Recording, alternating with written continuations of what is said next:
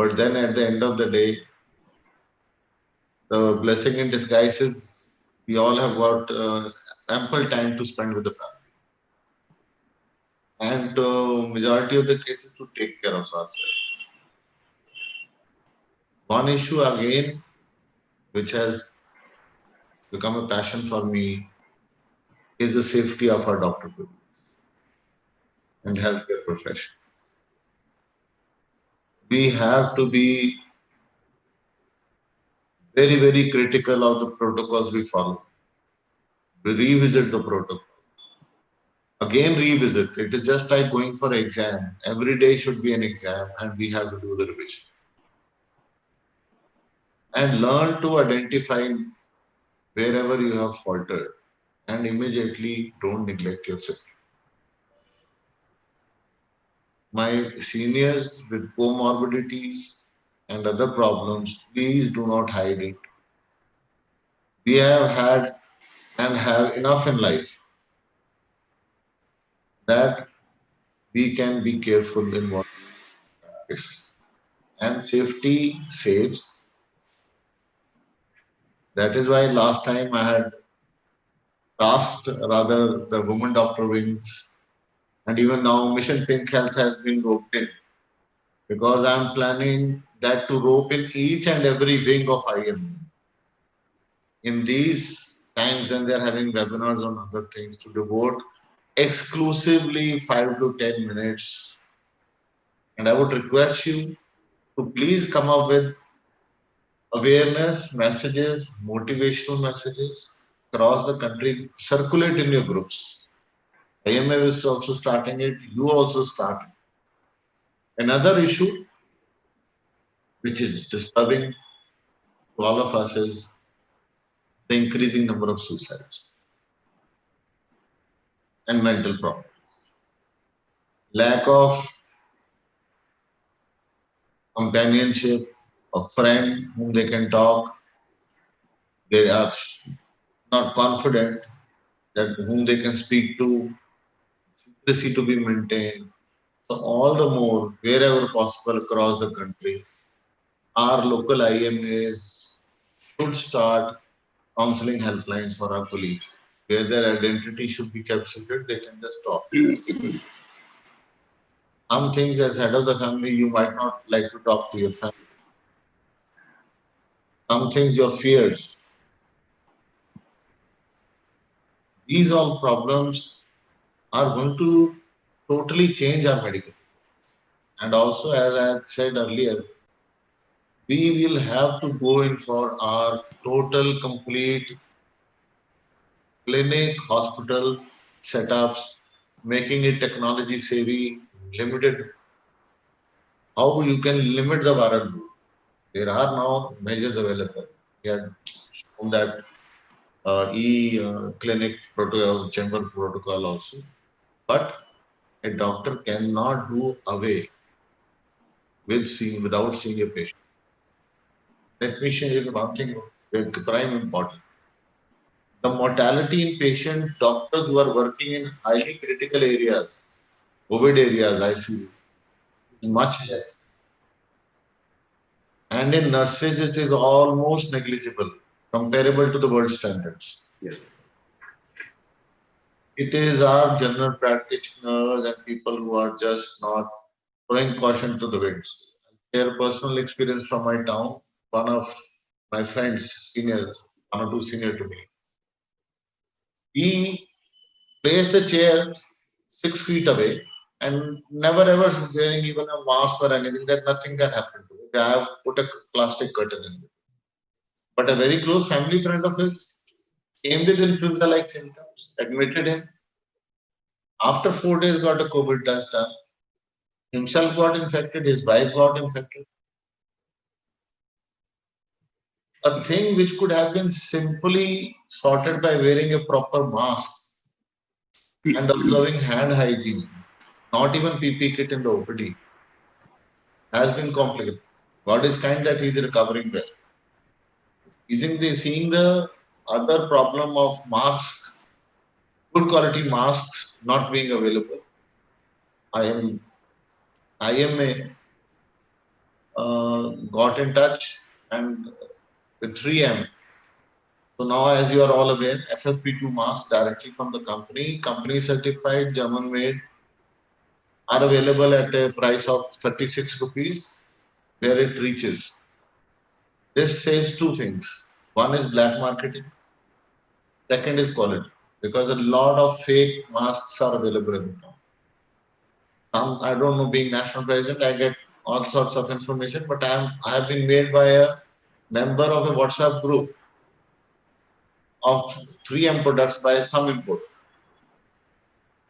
10 lakh masks available, 20 lakh masks available, 50 lakh masks available at 157, 171.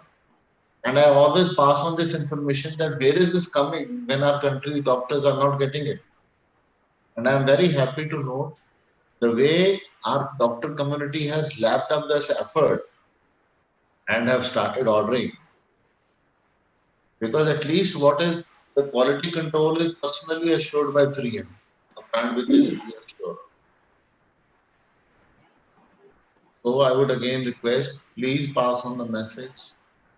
Like our clothes, like our cars, like our jewelries, safety equipment should become a passion. There is no compromise. With these words, thank you so much, and it's again an honor to be here. Thank you, sir. Thank you, sir. Thank you, our National President, Dr. Rajan Sharma, sir. Sir, you are very right.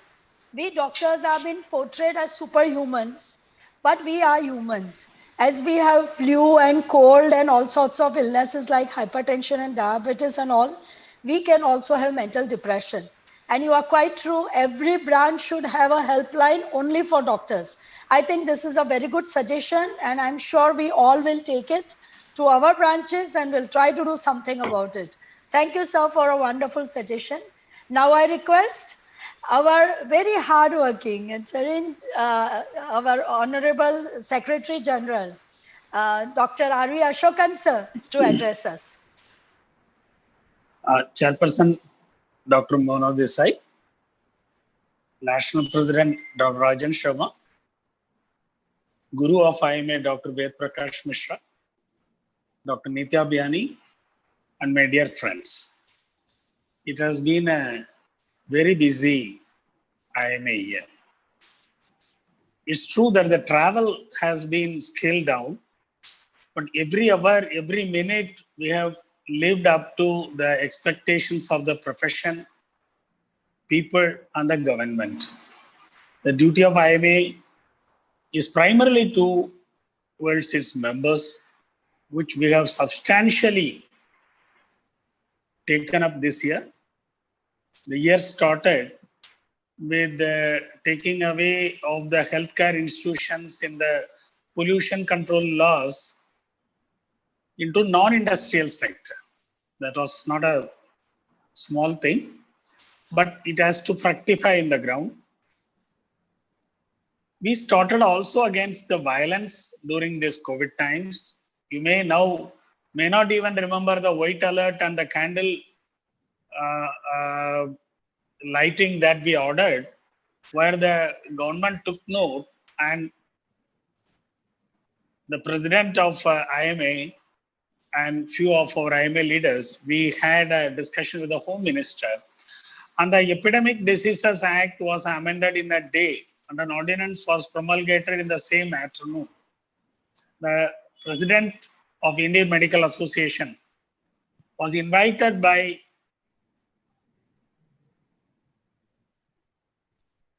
to understand the situation along with the other organizational leaders of the medical profession.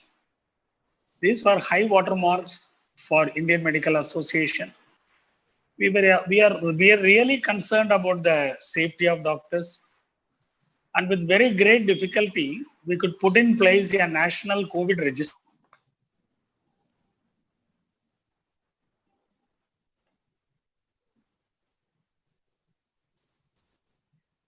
And this data we are able to provide even to the government. But this has also opened our eyes.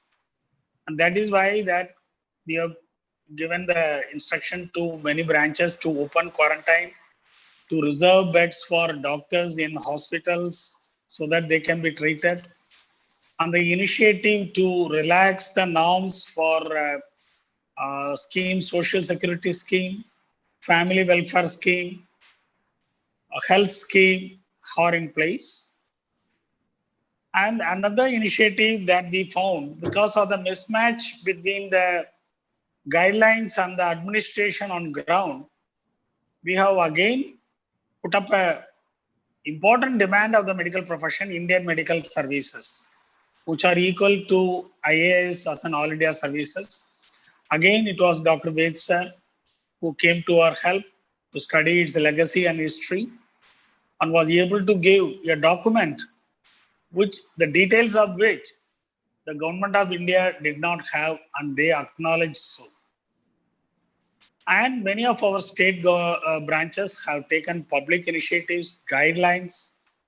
Some of our local branches, including Dr. Mona Desai's Ahmedabad branch, even went to the court to protect, to increase the number of tests, which was a very fast when a local branch fought for the cause of the profession. We acknowledge that fact here. So at all levels, whether it is with the government, whether it is for the members, whether it is for the public, IMA has been doing what all it could. IMA was first to start a 24 hours helpline for the public, then psychosocial helpline for the doctors and nurses. And again, now for the Delhi Police, Indian Medical Association is providing psychosocial support. We have again come out with a 24/7 helpline for the resident doctors of India, COVID, non-COVID, everything included. However, the real crux of this year will lie on two things. One is the Consumer Protection Act. There is a lot of ambiguity how the Consumer Protection Act has laid down itself. But I can tell you that we need to fight to get our way through. There has to be a political as well as a legal initiative. And the second front is the national education policy, which legitimizes quackery, which provides for lateral entry, multiple exit, multiple entry into medical career, abolishes our health university. So my dear friends, I have always held the happiest day for at least leaders like me when women doctors who represent more than 50% of the medical profession take actual reins of the Indian Medical Association rather than be confined to one wing of Indian Medical Association. That is why I prefer to talk to you on general things of leadership issues. There are a lot of issues to be fought for. I congratulate the vibrancy with which you have struck back against COVID and seen that women doctors wing. And the topic that you have chosen for today shows your perseverance. All the best to IMA WW. All the best to the chairperson, Dr. Mona Desai and Nita Biani. Thank you so much. Thank you, sir. Thank you so much for your kind words. Sir, the main aim of starting Women Doctors Wing was to bring all women doctors in the mainstream of IMA. And to be very frank, sir, I really hope that in 1 or 2 years, we have to dissolve this Women Doctors Wing. And it won't be any necessary because nowadays we see all women doctors have started becoming active and they are taking real great interest in all the activities of Indian Medical Association. So I think our aim has been fulfilled. Thank you so much for your blessings and wonderful words. Thank you, sir. Now we go on to our... Madam, yes, can I interrupt? Yes, sir. You are the first chairperson of a wing who's openly, publicly saying that I would be happy to dissolve the wing, which is unlike in IMA. True, sir. Thank you for that. Thank you, sir. there. Sir, that is sportsman spirit. You start a thing and you are ready to dissolve it when your aim is over. So That's I a think true that's the spirit. best part of it. Right, sir. Thank you, sir. And now, without wasting much of our time, and I know you're not here to listen to me, but as the custom goes, I have to introduce our esteemed speaker. He really does not need any introduction.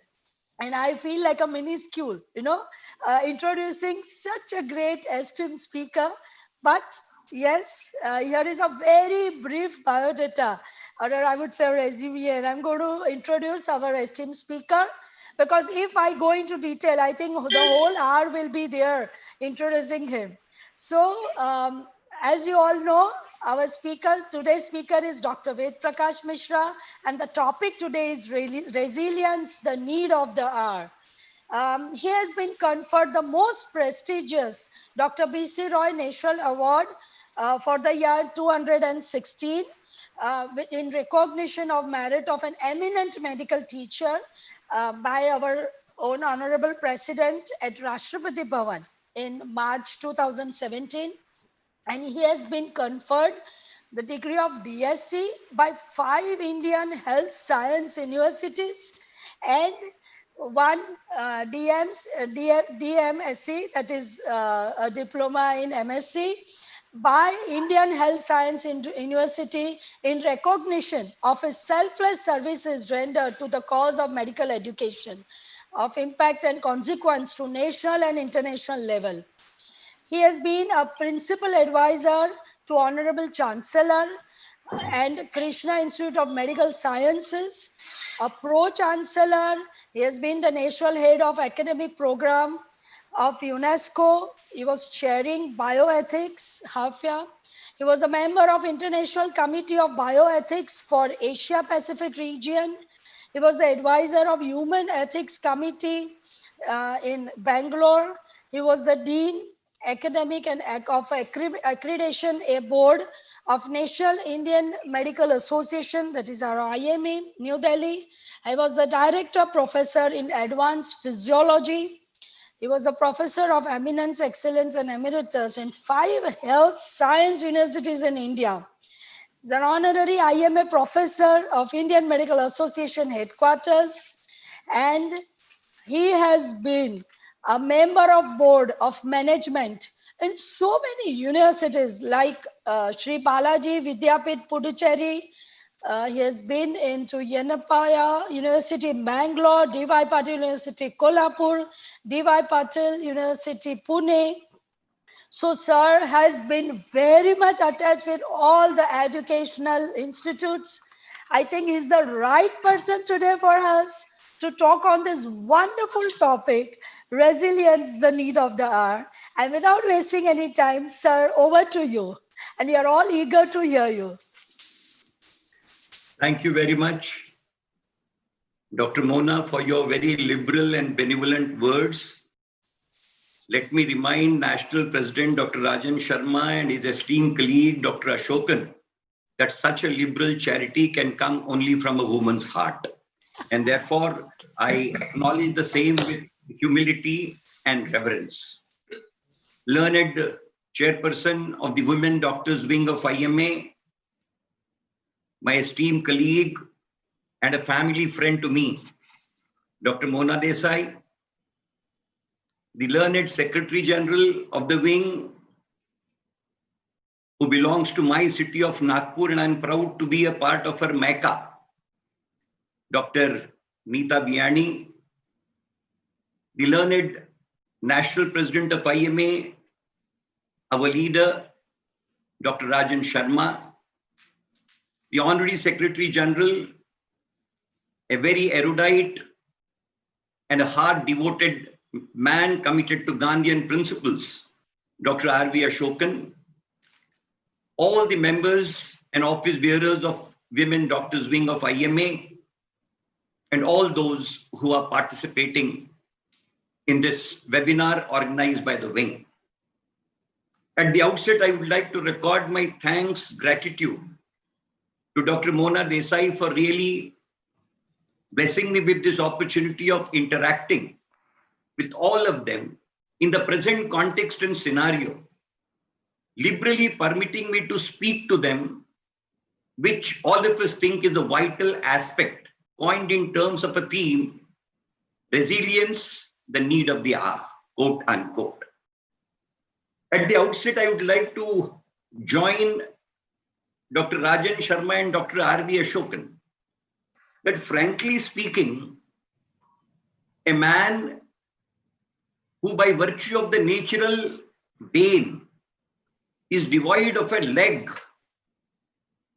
in being short of the XX chromosome is expected to be talking to those who are blessed with the XXs and tell them as to what resilience ought to be. Therefore, it's neither open nor permissible for a lame man to tell marathon runners of life as to what resilience ought to be. And therefore, Dr. Mona and Neeta, I am not telling you what resilience is. I am wanting to put across what this man in me has observed all his life, beginning from my mother as my deity and idol, traversing in my life through my learned wife, Dr. Neelamji, and all the women folk with whom I have worked over my life. They have been the apostles of resilience, milestones of resilience, and benchmarks of resilience. Therefore, I am only narrating the experiences which I have learned out of the entire dispensation of women folk being the tallest apostle of resilience. Therefore, this is not an advisory. These are the words of gratitude. These are the words of thankfulness. These are the words which are expressions arising out of a man's heart to put across before the resilient women as to what real profile of theirs has been. You read my profile in brief. I will read the profile of women folk in all its magnitude and absolutely a Herculean dispensation. Having said so, let us take into consideration that the nature of this particular thematic depiction becomes very hugely relevant in the context of the present challenge that the man has been subjected to. But then my real contention is, where is the question of being panicky about it? Where is the question of being non-survivalistic about it? Where is the question of being disturbed and deterred? I'm just wanting to draw annals from the historicity. Is this the first pandemic which is plaguing the world? Is it the first experience which the men, women, and the mankind are required to have? The answer is big no. I'm just putting across 400 years of history before you. Name a century which has not been plagued by a global pandemic.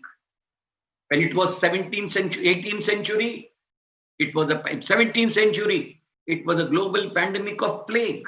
18th century, it was a global pandemic of cholera. 19th century, it was a global pandemic of Spanish influenza. 20th century, it is subjected to COVID. But did the world not arise, awake, and took itself to newer levels out of that particular pandemic, which we called as pandemic of plague? Did the world not resurrect out of the second pandemic, that of cholera? Did we not rise to the occasion and bring out the own manifestation of humanity beyond the pandemic of Spanish flu? And therefore, I want to put across, human history has been checkered with such huge emancipated achievements that even COVID cannot be and should not be construed as a threat to man and mankind, as everything else in the past have been tided over. Even this will be tided over, and that is the resilience of mankind harbored over a period of time. 19th century sustained 2 global world wars. And what was the mortality in those 2 world wars? 1945, a country like Japan devastated in its entirety out of the cruel bombing in Nagasaki and Hiroshima. Did it not rise from the grave? Did it not rise from the ash? Did it not that gets itself converted into a global power today? Where exactly this transition lies? What is the cause of this upsurge? What has been the cause of this new dimension getting created out of the entire scenario? Believe me, ladies and gentlemen, it is the resilience, jointly and severally, which is the capacity to bounce back out of the worst situation. If at all I have to define what resilience is, my simple contention is resilience is the innate capacity present in every individual to bounce back out of a situation of crisis. Always the basic human nature has been to bounce back. The capacity to bounce back is innate in the context. Are we not aware? Have we not been taught that every individual is blessed with that hormonal axis, which we called as resulting in general adaptation syndrome? Are we not aware of what we contemplate as acclimatization? The four A's of resilience are: the first is that you have to adopt to the situation. Adoption to the situation will mean working out adaptations to the situation. Adoption and adaptation will mean you will have to become an adept, expert in it. And these three A's put together will generate the fourth A's, and that is acclimatize to the situation. And therefore, I'm talking the four A's, which basically are vested with all of us. The first A is of adoption. The second A is adaptation. The third A is adapt. And the fourth A is acclimatize. Innate in us, all of us. And therefore, to say that the resilience is to be borrowed, resilience has to be inculcated, it has to be imagined, it has to be contemplated. No, ladies and gentlemen, I refuse to buy this concept. It is innate in us. The Sphinx rises from the ashes. What for? Not because it has got any spirit different than the man. It is the spirit to arise even out of the graveyard and rise with an echelons which are unparalleled. That is the historicity of man. That is the propensity of the man. And when I say, whenever I'm saying man, it is woman in which man is included. That is the baseline which I'm wanting to put across. Never be mistaken by my word, man. Man is a small inclusion. Even the English spelling is very loud and clear on that. A man does not include a woman, but it is a woman in whose spelling the poor man lies. And this is the definition which should always be harbored in the back of my mind. And therefore, I am using man as a small part of the woman. And that small part is the broken leg of that X chromosome, which I brought it out right in the beginning itself. Therefore, resilience is an innate, intrinsic worth present in every individual, which gets manifested in crisis in a required manner. But the question is, we need to understand what crisis exactly does. What is the basic quest of all of us? Our basic quest is tranquility in every sphere, every walk, every situation, stability, safety, security, protection, insulation. This is exactly the quest in terms of the need profile. Maslow's need hierarchy model, if you take into consideration, the vegetative needs basically contemplate the needs of security and safety. They contemplate the need of stability. They contemplate the need of protection. They contemplate the need of insulation. It's the intrinsic perception, all of us. And therefore, in our lives, we want to create a safe zone, a secure zone, an insulated zone, a protected zone, which should not be open to disturbances, which should not be open to deviations, which should not be open to distortions, and which should not be open to disruptions. This is the mental expectation that we harbor in our minds, and we make our entire lifestyle working in that direction. Therefore, what does a crisis do? The crisis makes you shake into your safety zone. Arey baap re, ye kya ho gaya? The disturbance caused in your safety zone, the disturbance caused, the deviation caused in the safe zone that we want to live in, the distortion which get created into the tranquility, and these are at all levels. These are at the physical level. These are at the mental level. These are at the emotional level. These are at the social level. These are at the intellectual level. These are at the environmental level as a whole. So I am talking of a crisis in the form of a disruption, which is taking place at 5 levels. And these 5 levels, when they get integrated into one, as COVID-19 pandemic turns out to be, it jolts us from our basic safe zones in which we operate on. And it is a huge challenge which arises out of it. Mind well, critical analysis in the domain of psychology brings out what is the real cause as to why it creates disturbance in all of us in the domain of crisis. The real cause, Chairperson, is that it results in propensity, a huge generation of negative emotions. Crisis invariably generates three important negative emotions. The first emotion that the crisis generates is the emotion of fear. The second that it generates is anxiety. And the third it generates is sadness. There is a trinity. The real issue is we are disturbed out of what? We are really disturbed that fear grips us. The first malady. The second is the anxiety level grows high. And the third is all that makes us morose and sad. कि बस दुनिया का खात्मा अब यहीं खड़ा है. अब कुछ नहीं बचा. जिंदगी की कायनात खत्म हो गई. जिंदगी की जवानी के पहले बुढ़ापे ने पकड़ करके अब तो कब्रिस्तान का रास्ता बता दिया. था जिंदगी गुलिस्तान बनाया था, इस गुलिस्तान को अब कब्रिस्तान में कैसे दफना की. It is that sadness which really makes all of us कि बस अब क्या होगा, कैसे होगा, क्या हो जाएगा. It is that trinity of anxiety, fear and sadness which is the core component of manifestation of negative emotion, which is the real cause that we all stand shaken. What exactly is the need of the hour then? And therefore I referred, is it not a fact that even in day-to-day situations, we are gripped with fear on several counts? How do we negotiate that fear? Fearlessness is an attribute which does not come accidentally. It comes out of the intrinsic confidence generating mechanisms, capacity to deal, capacity to tide over, and then I'm using 3 N's, capacity to negate, capacity to negotiate, and capacity to navigate. These are the 3 important things. You tell me a life which has not faced a fall in his life or her life. All of us have fallen. Did you start walking, running? Nobody starts walking, running. Did you start speaking as if the full sentences were blown in your mouth at the time of your birth? Nothing. All of us were born alive. All of us learned to walk alive. All of us started to run the same mode and manner in which everybody was required to learn. And there cannot be a running mechanism without there being a fall. But the fall is always there, not to be crestfallen. The fall is always there to rise from that fall. And anticipating that this was not the last fall, there may be still more falls which are likely to come. And therefore, capacity to tide over that fall is the intrinsic biochemical mechanism, the hormonal mechanism, the neurohormonal integration, which we contemplate as general adaptation syndrome, which I referred to. What exactly is the operational part of it?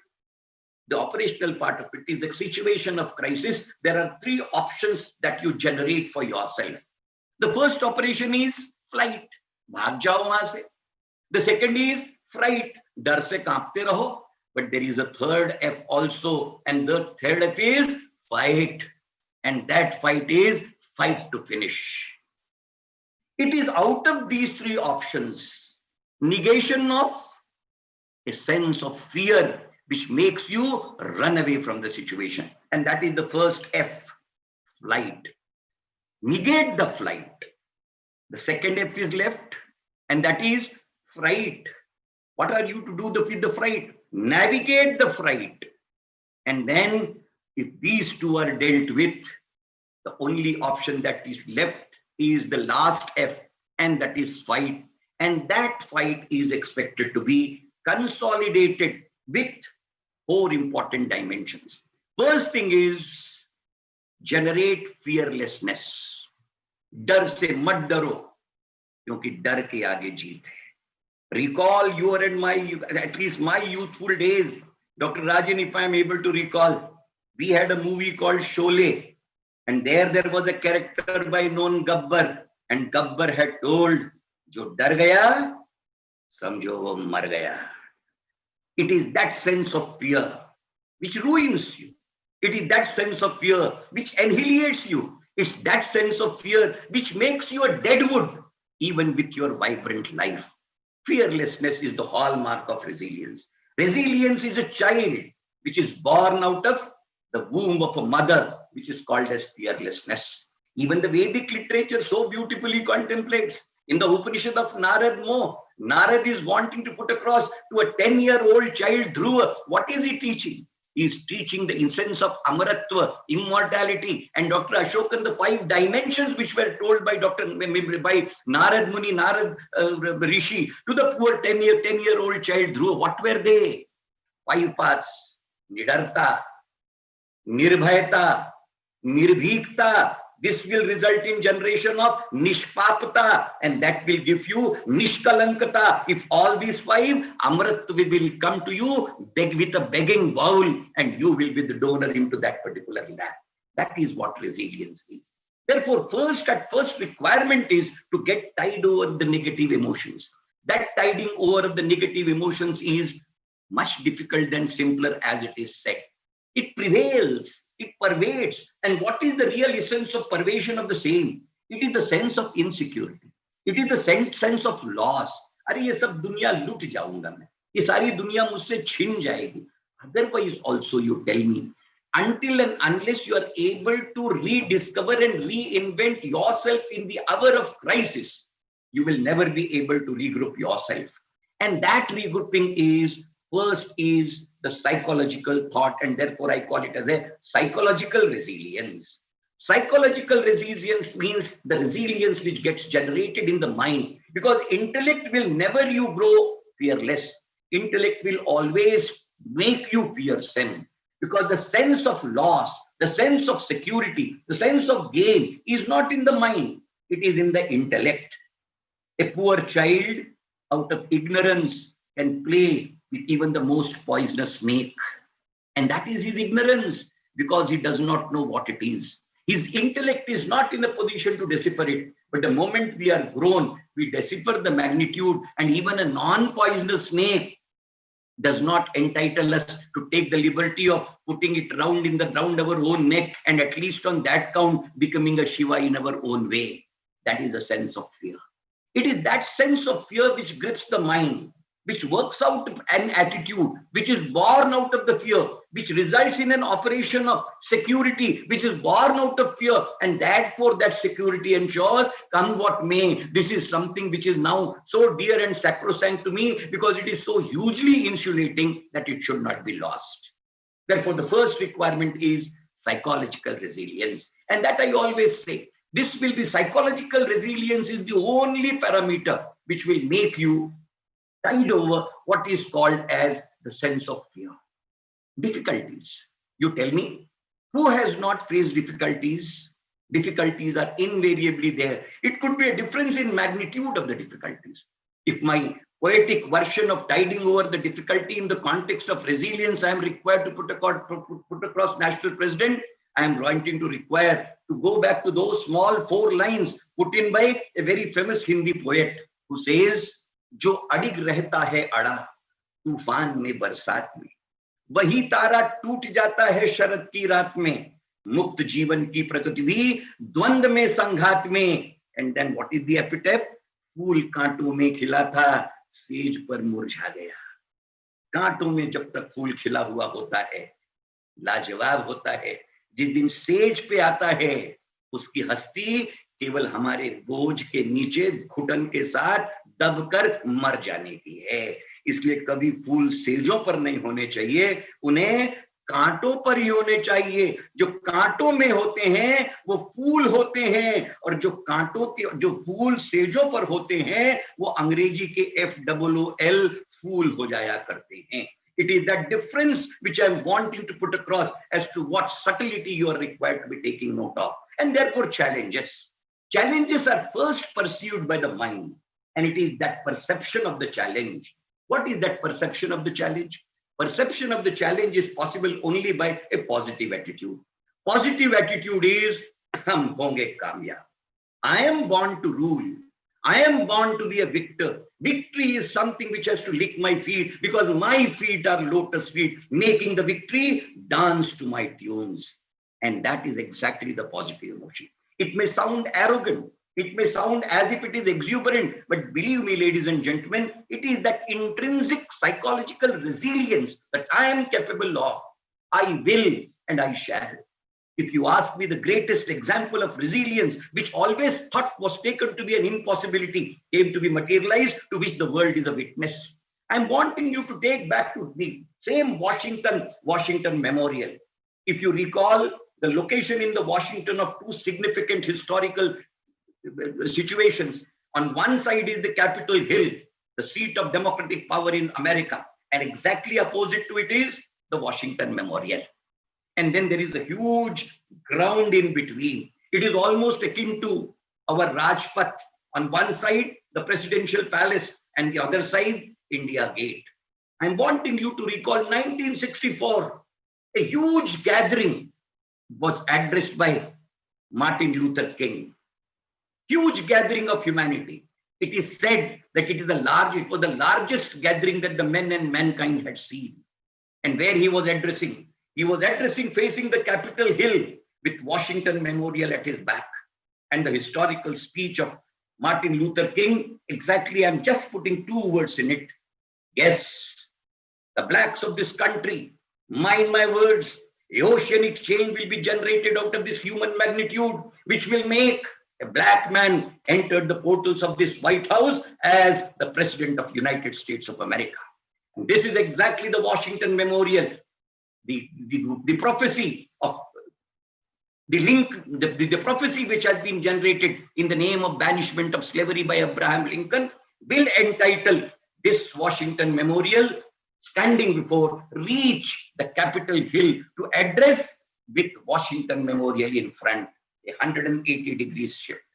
1964, Martin Luther King did not know that his prophecy will materialize. And the slogan he gave was, yes, we can, quote unquote.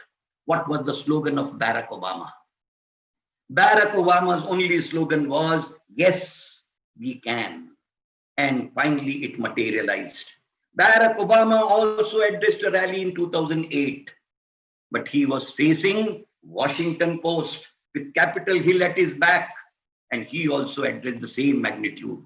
From Martin Luther King to Barack Obama, a White House which was called as White House, which has never thought that this White House will be required to be housing a black as its president. Historicity turned it out.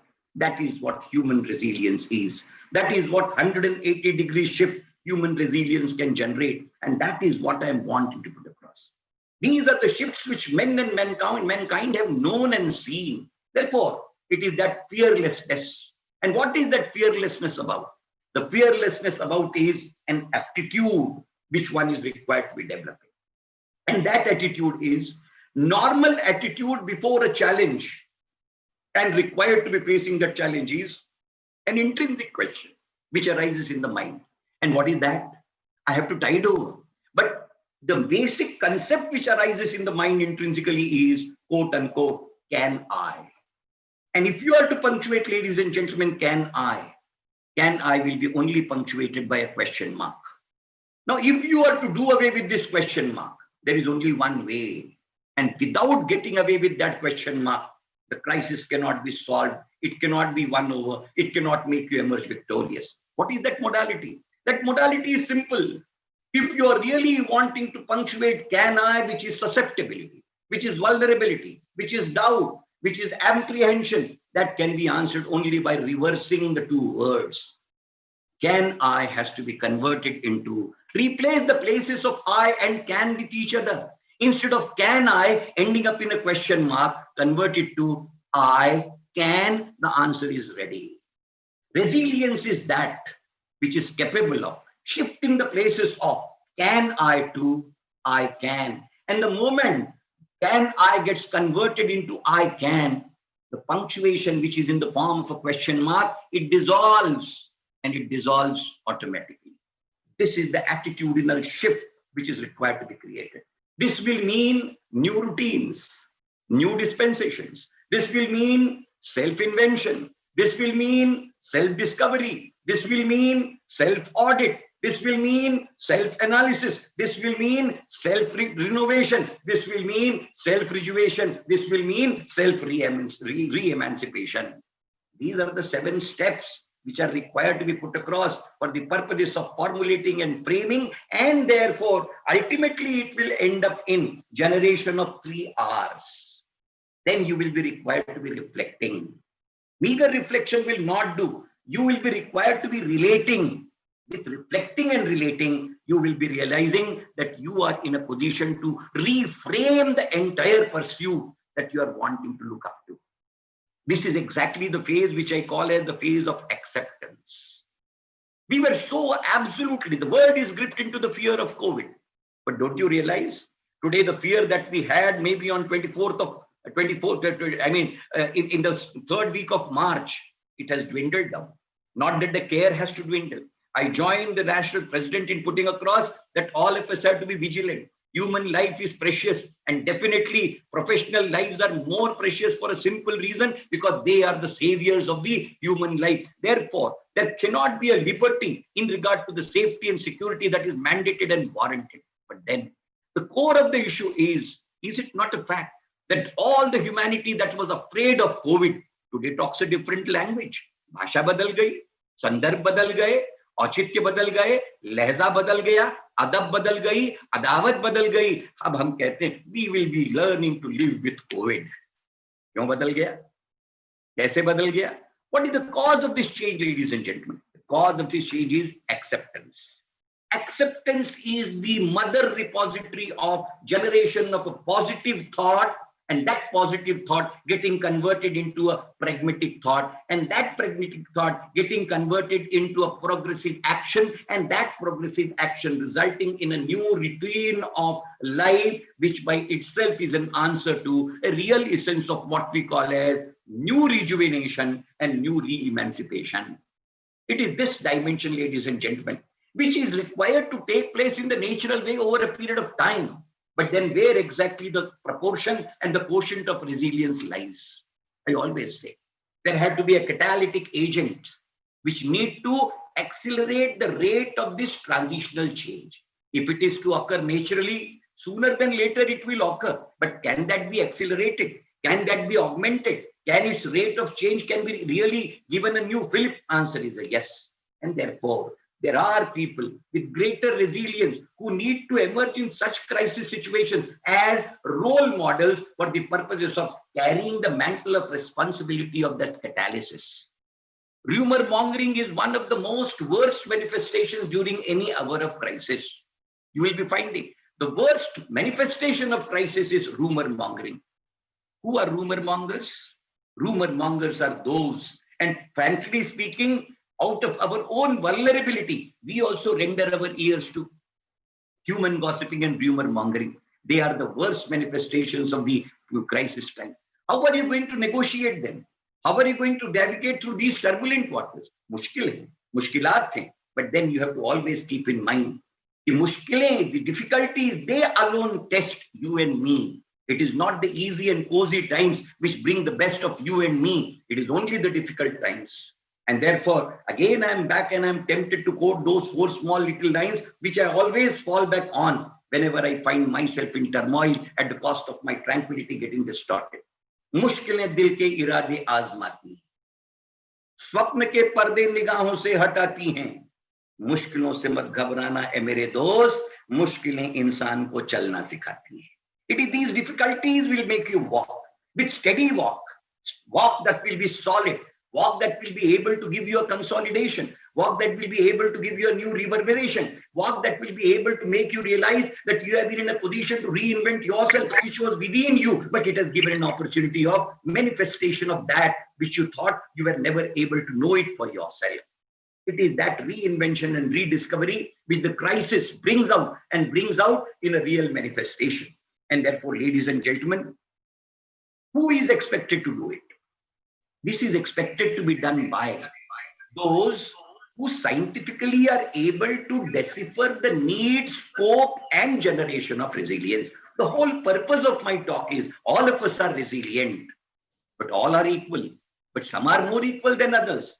We always should be in a position to rediscover ourselves. My purpose of telling you all this is not that I'm wanting to be advising. The purpose is not to put across. All that I'm wanting to collage is an informational plank where what we have it needs to be reshaped. It needs to be regrouped. It needs to be re-articulated. And that re-articulation is a process which can be undertaken. Resilience is innate, but then manifestation of the same can be reorganized, can be regrouped by virtue of acceptance being the earliest thing to take place. Positivity being a manifestation of that acceptance, translation of that positivity into a action in life, third dimension, converting that to be a new routine generated, and finally that new routine turning out to be a way of life.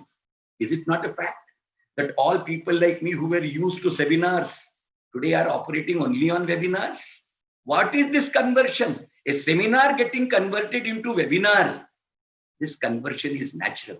But if the acceptance would have come in time, then Dr. Mona, the webinar would have been more preferable to seminar, even in the peak days of seminar, which incidentally did not happen. We did not rise to the occasion. The logistics contemplated in the seminars and handy, easy mechanisms in the webinar, are we not able to understand the difference between the two? But our perception did not permit us to realize that too, because हमारी आंखें तो खुलती ही तब हैं जब कायनात उन्हें खोलने का कारण और वातावरण निर्माण कर देती है. It is that, ladies and gentlemen, what I am wanting to put across: the intrinsic confidence, the intrinsic positivity, manifested into a routine and action with an approach and attitude where the confidence and competence to be capable of tackling the same and with a determined will to tide over it creates you to be a different personality. And when that different personality gets manifested out of it, I do not designate that as a personality. Every person only creates a personality for himself or herself. But every person is entitled to create from that personality a persona for himself or herself. And it is that persona which crisis brings out. It is every threat there is an opportunity. If this crisis was not there, many personalities of yours and mine would not have been able to manifest a persona which we could have looked for ourselves. It is that manifestation of persona, conversion of personality, conversion of a person to personality is just an event. But conversion of a personality into a persona is an extraordinary event. And that extraordinary is born out of a womb of a mother called crisis. An absolute crisis even makes mundane mortals like me to realize that there is a persona which is hidden. Why should that not be generated? And that is the opportunity which the crisis brings about. This persona is the child born out of a midwife called resilience. It is that resilience which is capable of giving this decisive dimension of life. And therefore, do not curse a crisis. मुश्किलों से कभी घबराने का कोई कारण नहीं, because they are the alone which will bring the best in us. युद्ध के मैदान में कौन गिरता है, कौन लड़ता है, कौन उठता है, कौन बिखरता है, कौन खड़ा होता है? गिरते हैं सहसवारी मैदान जंग में, वो कुफ्र क्या गिरेंगे जो घुटनों के बल चले. जिन्हें चलने की अदावत होती है वो मैदान जंग के अंतर्गत घुड़सवारों की भांति चलते हैं. जो घुटनों के बल लरसते हुए झुक के चलते हैं, उनके नसीब के अंतर्गत, उनके जहन के अंतर्गत ये मौके न कभी होते हैं और न हो सकते हैं. It is in that context, ladies and gentlemen, wanting to put the entire gamut, having told you very clearly that I am not telling what resilience is. I really admire, I have been an ardent follower of resilience that women harbor all their life. Had it not been so, जिंदगी के अंतर्गत उनके resilience के सामने तो केवल उस चेतना को केवल नमन किया जा सकता है और उनके सामने सर झुकाया जा सकता है जो अपने मैके को तो गुलिस्ता बनाती ही हैं, परंतु दूसरे घर को भी नए आयाम के साथ गुलिस्ता बना दें. अगर वो रेजिलियंस की मूर्ति नहीं है तो हम जैसे अभागे मूर्तिकारों के नसीब में तो अपना घर छोड़ना भी नहीं लिखा हुआ है.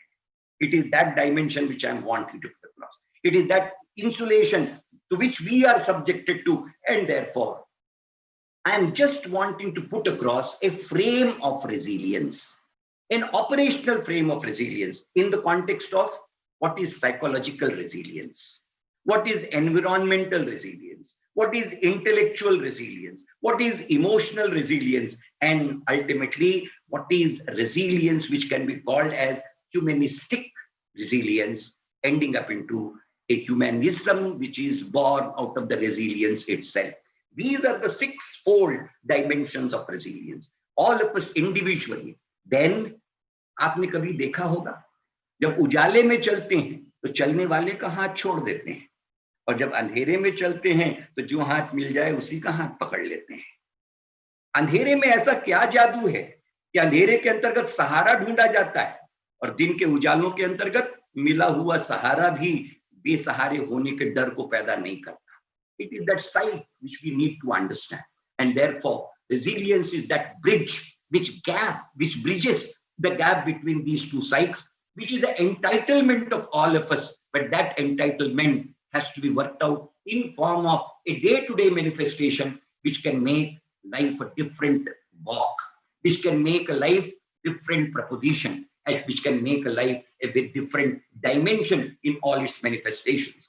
And therefore, if I'm wanting to conclude in one sentence in terms of what resilience is, what it ought to be, and what exactly it is required to be dispensing in the context of the entire men and mankind, right from individually to collectivity, right from society to a nation, and from nation to the entire perspective of humanity as a whole, then I am putting it in 4 lines with the concurrence of the chairperson, if Dr. Mona Madam permits me, and with the concurrence of the learned secretary. Only 4 lines I am wanting to put across to describe what I was putting all these minutes, precious minutes that you rendered to me in terms of your keen ears to my voice. I'm just summarizing them in 4 beautiful lines, which I thought would be in a position to convey all that what I was intending to. मुसीबतों से निखरती हैं शख्सियत यारों.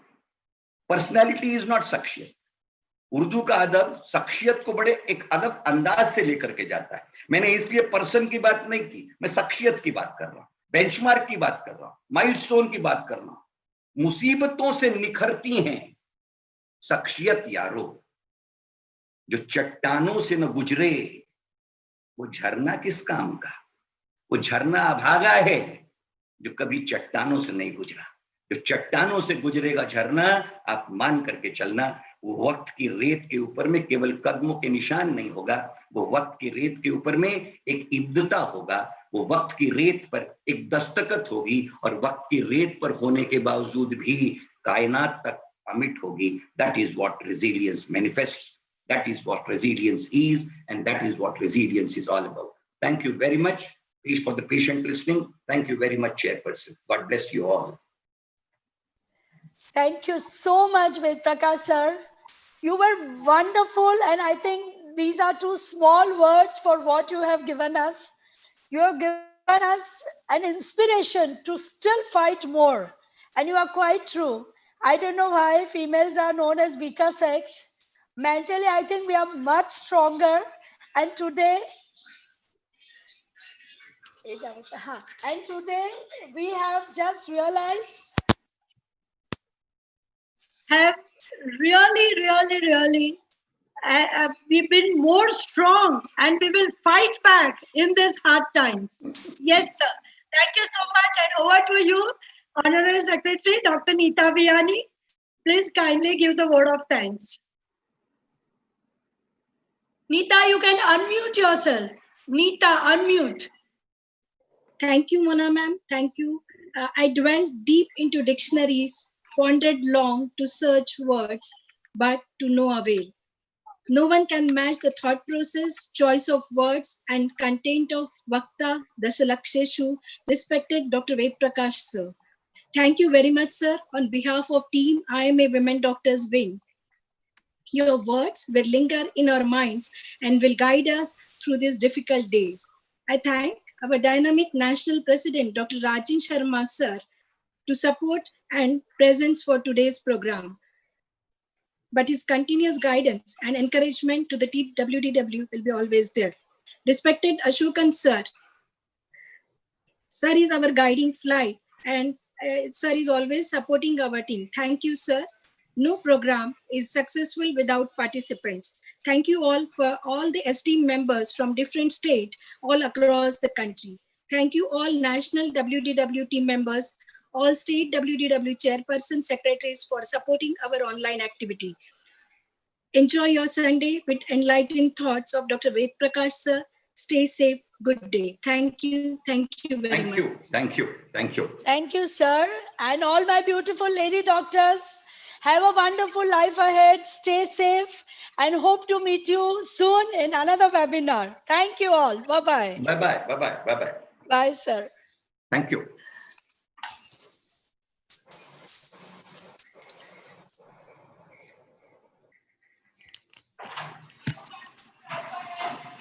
Online है पूरा Online. Online